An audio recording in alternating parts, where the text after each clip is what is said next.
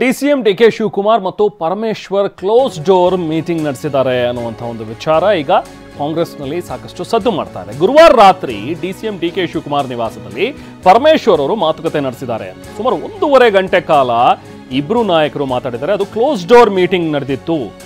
ಇದು ಸಾಕಷ್ಟು ಕುತೂಹಲ ಮೂಡಿಸಿದೆ. ಈಗ 1-to-1 ಚರ್ಚೆ ಏನಾಗಿರಬಹುದು ಹಾಗಾದ್ರೆ ಡಿಕೆ ಶಿವಕುಮಾರ್ ಮತ್ತೆ ಪರಮೇಶ್ವರ್ ಅವರ ನಡುವೆ ನಡೆದಂಥ ಒಂದು ಮಾತುಕತೆ. ಸೊ ಇದು ಹಲವಾರು ಪ್ರಶ್ನೆಗಳನ್ನ, ಹಲವು ಕುತೂಹಲಗಳನ್ನ ಈಗ ಹುಟ್ಟಾಕ್ತಾ ಇದೆ.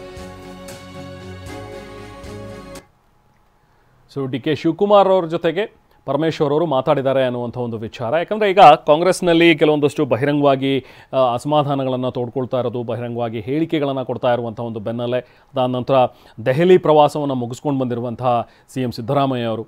ಸೊ ಅದಾದ ನಂತರ ಆದಂಥ ಕೆಲವೊಂದಷ್ಟು ಬೆಳವಣಿಗೆಗಳು. ನಿನ್ನೆ ಕೆಂಪೇಗೌಡ ಜಯಂತಿ ಸಂದರ್ಭದಲ್ಲಿ ಡಿಕೆ ಶಿವಕುಮಾರ್ ಅವರಿಗೆ ಶ್ರೀಗಳು ಕೊಟ್ಟಂಥ ಒಂದು ಅಭಯ, ಅವರು ಕೊಟ್ಟಂಥ ಒಂದು ಆಶೀರ್ವಾದ, ನೀವು ಮುಂದೆ ಅಧಿಕಾರ ಚುಕ್ಕಾಣಿ ಹಿಡಿಬೇಕು, ರಾಜ್ಯದ ನಾಯಕರಾಗಿ ನೀವು ಬೆಳಿಬೇಕು, ಚುಕ್ಕಾಣಿ ಹಿಡಿಬೇಕು ಅನ್ನುವಂಥದ್ದೆಲ್ಲವೂ ಕೂಡ ಆಶೀರ್ವಾದ ಮಾಡಿರುವಂಥದ್ದು. ಈ ಥರದ ಒಂದಷ್ಟು ಚರ್ಚೆಗಳು. ಹಾಗೆ ಅಧಿಕಾರ ಹಂಚಿಕೆ ಆಗಬಹುದು, ಬದಲಾವಣೆಗಳಾಗತ್ತೆ, ಕಾಂಗ್ರೆಸ್ನಲ್ಲಿ ಸರ್ಕಾರದಲ್ಲೂ ಕೂಡ ಒಂದು ಮೇಜರ್ ಸರ್ಜರಿ ಆಗುತ್ತೆ ಅನ್ನುವಂಥ ಒಂದು ಚರ್ಚೆಗಳಿರುವಂಥ ಒಂದು ಬೆನ್ನಲ್ಲೇ ಈಗ ಹಿರಿಯ ನಾಯಕರಿಬ್ಬರು ಕೂಡ ಕ್ಲೋಸ್ ಡೋರ್ ಮೀಟಿಂಗ್ ಮಾಡಿರುವಂಥದ್ದು ಹಲವಾರು ಪ್ರಶ್ನೆಗಳಿಗೆ, ಕುತೂಹಲಕ್ಕೆ ಈಗ ಎಡೆ ಮಾಡಿಕೊಡ್ತಾ ಇದೆ.